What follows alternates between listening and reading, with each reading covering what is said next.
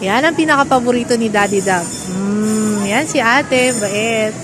Ano, masarap? Isa pa, para matikman mo lalo. Dali, isa pa.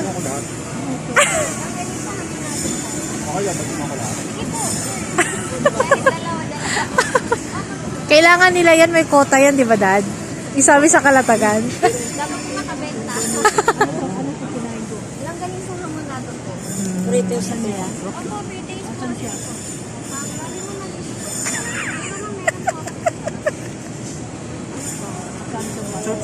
Ano yun? Yes, ma'am. So, mamo. Gusto daw si Daddy Dab. Napabili kami. Masarap kasi siya. Pakita mo, Daddy. Ito, masarap to.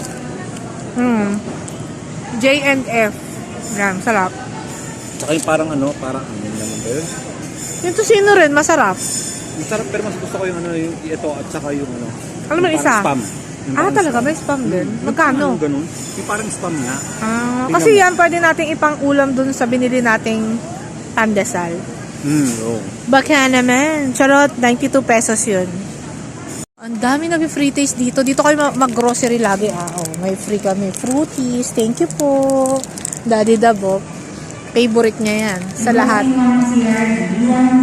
ba? Ano, sarap. So, napahinto na naman po si Daddy Dab. Kasi may free taste. Baka sakali na mo. Alam, masarap. Di mo nalasahan. Sa pa.